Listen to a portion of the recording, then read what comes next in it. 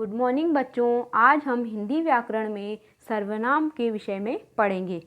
संज्ञा पदों की पुनरावृत्ति को दूर करने के लिए उनके स्थान पर प्रयुक्त किए जाने वाले पद सर्वनाम कहलाते हैं। इसकी परिभाषा ये हो जाएगी, जो शब्द संज्ञा शब्दों के स्थान पर प्रयोग किए जाते हैं उन्हें सर्वनाम कहते हैं। जैसे उदाहरण देखिए, वह, वे, यह, ये, तू, तुम, मैं, हम, आप, ये सब सर्वनाम शब्द हैं। पहला चित्र देखिए उदाहरण में, ईशान पुस्तकें खरीद रहा है और दूसरे चित्र में वह पुस्तकें खरीद कर जा रहा है। ईशान शब्द जो कि एक व्यक्ति का नाम है, किसी लड़के का नाम है जो संज्ञा के अंतर्गत आता है, उसकी जगह पर वह शब्द का प्रयोग किया है। वह पुस्तकें खरीद कर घर जा रहा है। निकिता नृत्य कर रही है। निकिता शब्द जो कि संज्ञा है, किसी लड़की का नाम है, संज्ञा शब्द है, तो उसकी जगह पे वह शब्द का प्रयोग, वह मेरे साथ पढ़ती है। यहाँ पे ईशान और निकिता संज्ञा शब्द है, इसके स्थान पे वह का प्रयोग किया गया है। सर्वनाम शब्द विकारी होते हैं। विकारी मतलब जिसमें लिंग वचन कारक काल के कारण परिवर्तन आ जाते हैं। सर्वनाम के कारकी रूप अलग अलग होते हैं, इनके साथ परसर्ग जुड़ते हैं। आगे हम पढ़ेंगे सर्वनाम के भेद। सर्वनाम के 6 भेद होते हैं। पहला होता है पुरुषवाचक सर्वनाम, दूसरा है निश्चयवाचक सर्वनाम, तीसरा है अनिश्चयवाचक सर्वनाम, चौथा है संबंधवाचक सर्वनाम और पांचवा भेद प्रश्नवाचक सर्वनाम, छठा भेद निजवाचक सर्वनाम। सबसे पहले हम पढ़ेंगे पुरुषवाचक सर्वनाम, जो कि सर्वनाम का पहला भेद है। जिन सर्वनाम शब्दों का प्रयोग वक्ता, वक्ता मतलब बोलने वाला व्यक्ति, श्रोता, श्रोता मतलब सुनने वाला व्यक्ति, या अन्य किसी के लिए प्रयोग में लिए जाते हैं, उन्हें पुरुषवाचक सर्वनाम कहते हैं। तो इसकी परिभाषा हो गई, जो सर्वनाम शब्द बोलने वाला, सुनने वाला या अन्य किसी व्यक्ति के लिए प्रयोग में किए जाएंगे वे पुरुषवाचक सर्वनाम कहलाते हैं। जैसे उदाहरण, मैं खेलने जा रहा हूँ, मैं शब्द स्वयं के लिए तो पुरुषवाचक सर्वनाम। तुम क्या कर रहे हो, तुम शब्द भी पुरुषवाचक सर्वनाम है। वह पढ़ रहा है, वह शब्द भी पुरुषवाचक सर्वनाम है। अब पुरुषवाचक सर्वनाम जो है उसके 3 भेद होते हैं। पहला भेद है उत्तम पुरुषवाचक सर्वनाम, दूसरा है मध्यम पुरुष और तीसरा है अन्य पुरुष। पहला भेद हम पढ़ेंगे उत्तम पुरुष। ऐसे सर्वनाम शब्द जिन्हें बोलने वाला अपने लिए प्रयोग में लाता है उसे उत्तम पुरुषवाचक सर्वनाम कहते हैं। जैसे मैं अंगूर खाऊंगा, मैं शब्द का प्रयोग स्वयं के लिए कर रहा है कि खुद अंगूर खाऊंगा, तो मैं शब्द क्या हो गया, उत्तम पुरुषवाचक सर्वनाम हो गया। मैंने फ्रॉक खरीदी है, यानी स्वयं ने खरीदी है, मैंने शब्द पुरुषवाचक सर्वनाम हो गया। हम मुंबई जाएंगे, हम शब्द भी पुरुषवाचक सर्वनाम है। इन वाक्यों में मैं, मैंने, हम उत्तम पुरुष है। मैं, मैंने, हम, हमारा, हमने आदि उत्तम पुरुषवाचक सर्वनाम है। दूसरा भेद है पुरुषवाचक सर्वनाम का मध्यम पुरुष। जो सर्वनाम शब्द सुनने वाले के लिए प्रयोग में लाए जाते हैं, यानी जो बात को सुन रहा है उनके लिए जिन शब्दों का प्रयोग करेंगे उन्हें मध्यम पुरुषवाचक सर्वनाम कहेंगे। तुम्हारा नाम क्या है, यानी एक व्यक्ति दूसरे व्यक्ति से अगर नाम पूछ रहा है तो वो सुन रहा है, तुम्हारा नाम क्या है, तुम्हारा शब्द क्या है, मध्यम पुरुष सर्वनाम है। तुम क्यों हंस रहे हो, ये भी मध्यम पुरुष सर्वनाम है। पिताजी तुम्हें ढूंढ रहे हैं, तुम्हें शब्द भी मध्यम पुरुषवाचक सर्वनाम है। यहाँ पे तुमने, तुम्हारा, तुमसे, आपको आदि पुरुषवाचक सर्वनाम शब्द हैं। तीसरा भेद है हमारा पुरुषवाचक सर्वनाम का अन्य पुरुष। जो सर्वनाम शब्द बोलने वाला या सुनने वाला किसी अन्य व्यक्ति के लिए प्रयोग में लाता है उसे अन्य पुरुषवाचक सर्वनाम कहते हैं। यानी उत्तम पुरुष में तो बोलने वाला स्वयं के लिए प्रयोग करेगा जिन शब्दों को, वो उत्तम पुरुष हो गया। मध्यम पुरुष में सुनने वाले के लिए प्रयोग किए जाएंगे और अन्य पुरुष में तीसरे ही अन्य व्यक्ति के लिए प्रयोग में लाए जाएंगे, वो शब्द अन्य पुरुष सर्वनाम कहलाएंगे। वे कहाँ जा रहे हैं, वे शब्द क्या है, अन्य पुरुष सर्वनाम है। उसका नाम कमलेश है, उसका शब्द भी अन्य पुरुष सर्वनाम है। उन्होंने गृह कार्य कर लिया है, उन्होंने शब्द भी अन्य पुरुषवाचक सर्वनाम है। यहाँ पे वे, उसका, उन्होंने अन्य पुरुष सर्वनाम है। आप, आपने का प्रयोग मध्यम पुरुष आदर सूचक अन्य पुरुष सर्वनाम के रूप में किया जाता है। लेकिन जहाँ आपका प्रयोग शब्द का प्रयोग अपने लिए होता है वहाँ निजवाचक, या जहाँ स्वयं के लिए प्रयोग किया जाएगा वहाँ निजवाचक सर्वनाम होगा, और जहाँ आदर के लिए प्रयुक्त किया जाएगा वहाँ अन्य पुरुषवाचक सर्वनाम होगा। सर्वनाम का दूसरा भेद है निश्चयवाचक सर्वनाम। ऐसे सर्वनाम शब्द जो दूरवर्ती मतलब कोई दूर की वस्तु, समीपवर्ती यानी कोई पास की निश्चित व्यक्ति या वस्तु की ओर इशारा करने के लिए प्रयोग में लाए जाते हैं, उन्हें निश्चयवाचक सर्वनाम कहते हैं। या फिर यूँ भी कर सकते हैं कि जो सर्वनाम शब्द किसी वस्तु या व्यक्ति की ओर निश्चित रूप से संकेत करते हैं, वे निश्चयवाचक सर्वनाम कहलाते हैं। इन्हें संकेतवाचक सर्वनाम भी कहते हैं, क्योंकि ये संकेत इशारा करते हैं तो इसे संकेतवाचक सर्वनाम भी कहेंगे। जैसे कि यहाँ उदाहरण देखिए, गोकुल की दुकान यह नहीं वह है, यानी निश्चित रूप से इशारा किया जा रहा है कि यह दुकान गोकुल की नहीं वह है, तो यह और वह में संबंध बताया जा रहा है, तो ये निश्चयवाचक सर्वनाम हो गया।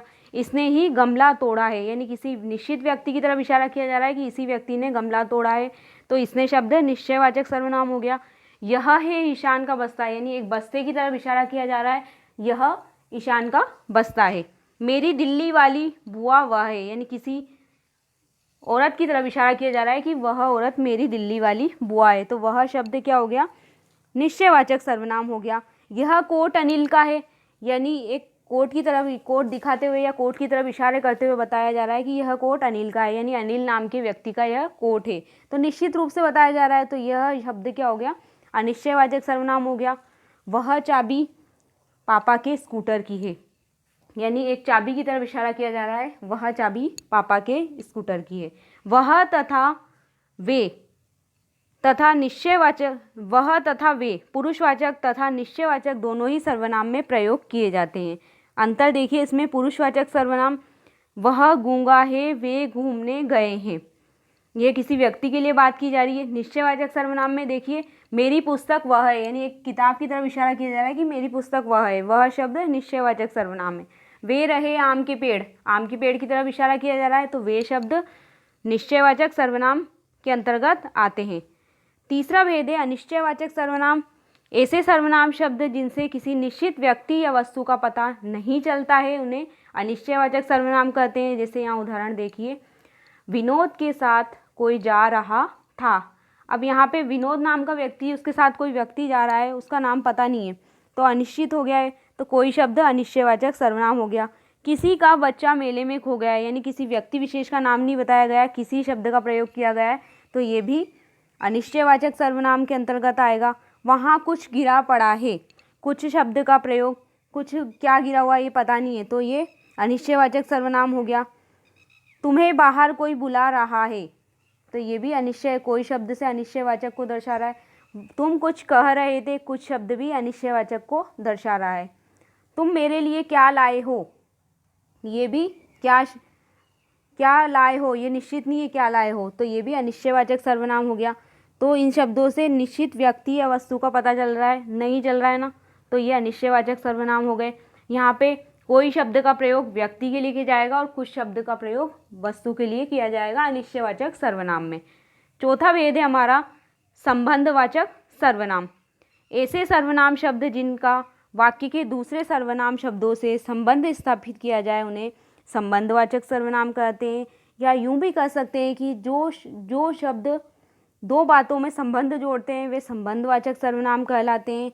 जैसे यहाँ उदाहरण देखिए, जिसने बुलाया था वह अभी नहीं आया, यानी जिस व्यक्ति ने बुलाया था वह अभी तक नहीं आया, तो पहला वाक्य का संबंध दूसरे वाक्य से जोड़ा जा रहा है।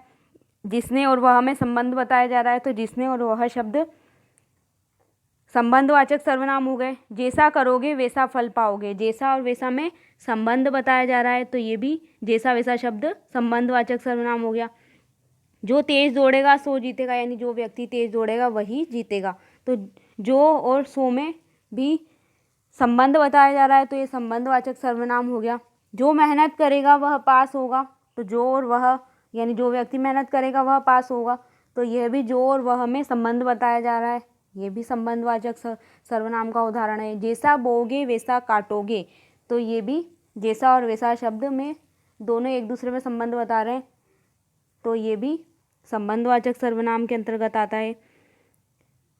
फिर आगे हमारा पांचवा भेद है प्रश्नवाचक सर्वनाम। ऐसे सर्वनाम शब्द जो प्रश्न पूछने के काम आते हैं या जिन सर्वनाम शब्दों से प्रश्न पूछा जाता है, वे प्रश्नवाचक सर्वनाम कहलाते हैं। जैसे उदाहरण देखिए, दरवाजे के पास क्या रखा है। वाक्य के अंत में, ये उदाहरण के अंत में प्रश्नवाचक चिन्ह दिया हुआ है और क्या शब्द, प्रश्न पूछा जा रहा है किसी से, तो ये क्या शब्द से, क्या में क्या है, प्रश्नवाचक सर्वनाम है। कविता कौन सुनाएगा, इसमें भी अंत में प्रश्नवाचक चिन्ह है वाक्य के अंत में, और कौन शब्द प्रश्नवाचक सर्वनाम है। आपके साथ किसे भेजा जाए, तो इसमें भी अंत में प्रश्नवाचक चिन्ह और किसे शब्द प्रश्नवाचक सर्वनाम है। तुम मेरे लिए क्या लाए हो, क्या शब्द प्रश्नवाचक सर्वनाम है। बाहर कौन खड़ा है, कौन, किसी से पूछा जा रहा है बाहर कौन खड़ा है, तो ये भी प्रश्नवाचक सर्वनाम है। सर्वनाम का छठा भेद है हमारा निजवाचक सर्वनाम। जो सर्वनाम पुरुषवाचक सर्वनाम के अपनेपन का बोध कराता है वह निजवाचक सर्वनाम कहलाता है। यानी पुरुषवाचक सर्वनाम शब्दों से अपनेपन का बोध कराएगा तो वो पुरुषवाचक सर्वनाम के जो अपनेपन का बोध कराएगा वो निजवाचक सर्वनाम होगा। या फिर यूँ भी कह सकते हैं कि जिन सर्वनाम शब्दों का प्रयोग अपने लिए, स्वयं के लिए जिन शब्दों का प्रयोग किया जाएगा वो निजवाचक सर्वनाम कहलाएंगे। जैसे उदाहरण देखिए, वे हमें बुलाकर आप चले गए, यानी हमें तो बुला लिया और आप स्वयं चले गए, तो स्वयं के लिए आप शब्द का प्रयोग किया है तो ये निजवाचक सर्वनाम हो गया। वह स्वयं उठकर बैठ गई, स्वयं खुद के लिए प्रयोग किया है तो ये भी निजवाचक सर्वनाम हो गया। बिजली अपने आप चली गई, स्वयं चली गई बिजली, तो अपने आप शब्द निजवाचक सर्वनाम हो गया। मैं खुद पौधों को पानी दे दूंगा, खुद शब्द स्वयं के लिए आया है तो ये भी निजवाचक सर्वनाम के अंतर्गत आता है। यह चित्र मैंने स्वयं बनाया, यानी खुद बनाया है तो स्वयं शब्द भी निजवाचक सर्वनाम में आ जाएगा। यह काम मैं अपने आप कर लूँगा, तो ये भी अपने आप शब्द भी निजवाचक सर्वनाम, स्वयं के लिए आ रहा है तो निजवाचक सर्वनाम के अंतर्गत आता है। इन वाक्यों में आप, आपने, स्वयं और खुद निजवाचक सर्वनाम है। दूर की वस्तु या व्यक्ति की ओर संकेत, संकेत मतलब होता है इशारा करने के लिए वह, तथा पास की वस्तु या व्यक्ति की ओर संकेत करने के लिए यह निश्चयवाचक सर्वनाम का प्रयोग किया जाता है। आप सर्वनाम शब्द का प्रयोग पुरुषवाचक तथा निजवाचक दोनों प्रकार के सर्वनाम के लिए किया जाता है। इनमें अंतर देखिए, आप यहाँ बैठिए, यानी किसी व्यक्ति को बोला जा रहा है कि आप यहाँ बैठिए, तो पुरुषवाचक सर्वनाम में ही आ जाएगा। लेकिन अगर इसे यूँ बोल दिया जाए कि वह आप चला गया, यानी स्वयं ही चला गया, तो ये निजवाचक सर्वनाम हो जाएगा। इतना सा अंतर करने पे इनमें सर्वनाम का भेद बदल जाता है। किसी के प्रति आदर प्रकट करने के लिए तू, तुम के स्थान पर आपका प्रयोग किया जाता है। तू का प्रयोग अत्यधिक निकटता, यानी बहुत ही पास का संबंध दर्शाने के लिए या ईश्वर के लिए प्रयोग किया जाता है। अनिश्चयवाचक सर्वनाम शब्द का प्रयोग किसी व्यक्ति के लिए तथा कुछ का प्रयोग किसी वस्तु के लिए किया जाता है। यानी व्यक्ति के लिए तो कोई शब्द का प्रयोग किया जाएगा अनिश्चयवाचक सर्वनाम में, और वस्तु के लिए कुछ शब्द का प्रयोग किया जाए। देखिए यहाँ उदाहरण, कोई आया है, कोई व्यक्ति के लिए बात की जा रही है कि कोई आया है, वहाँ कुछ पड़ा है, यानी कोई वस्तु पड़ी हुई है, तो यहाँ अनिश्चयवाचक सर्वनाम है। दोनों में ही अनिश्चयवाचक सर्वनाम है, लेकिन कोई शब्द का प्रयोग व्यक्ति के लिए किया गया है और कुछ शब्द का प्रयोग वस्तु के लिए किया गया है।